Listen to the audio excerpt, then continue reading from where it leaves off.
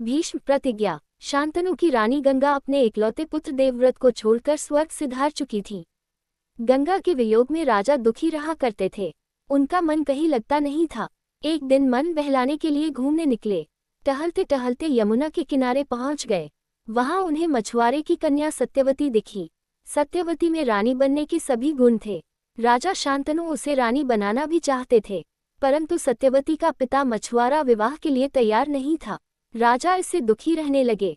पिताजी को दुखी देखना देवव्रत को सहन नहीं था। वह मछुआरे के पास पहुंचा।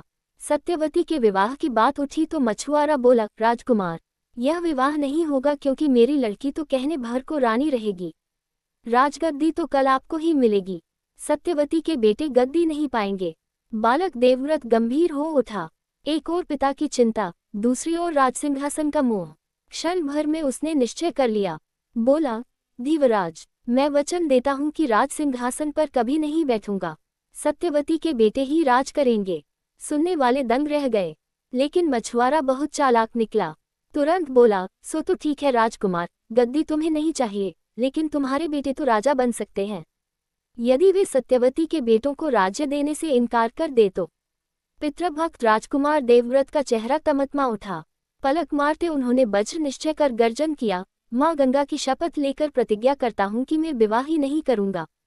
जीवन भर ब्रह्मचारी रहूंगा। फिर मेरे बेटे कहाँ और राज्य के लिए झगड़ा कैसा। सुनने वाले सन रह गए। बालक देवव्रत की प्रतिज्ञा बड़ी भीष्म कठोर थी। तभी से देवव्रत का नाम भीष्म पड़ गया।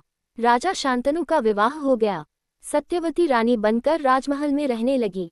सत्यवती के दो बेटे हुए, चित्रांगद और विचित्रवीर्य, किंतु दोनों निःसंतान मर गए। गद्दी सूनी हो गई। सत्यवती ने भीष्म से राज सिंहासन पर बैठने का आग्रह किया। भीष्म ने अपना वज्र निश्चय दोहराया, सूर्य और चंद्र अपना स्थान छोड़ दे, किंतु मैं अपनी बात से नहीं टलूंगा। निराश सत्यवती ने अपने पहले पुत्र व्यास को याद किया।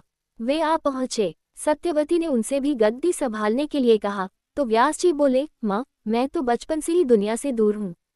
मुझे अब इस झंझट में मत बांधो, लेकिन हाँ, मैं तुम्हारी चिंता अवश्य दूर कर दूंगा। व्यास जी की कृपा से विचित्रवीर्य की रानियों के दो पुत्र हुए, धृतराष्ट्र और पांडु।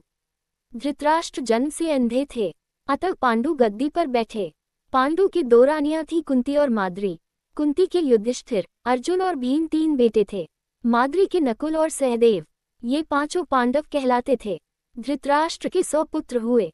वे कौरव कहलाते थे। पांडव वीर और शिष्ट थे। कौरव दुष्ट, घमंडी और ईर्ष्यालु थे।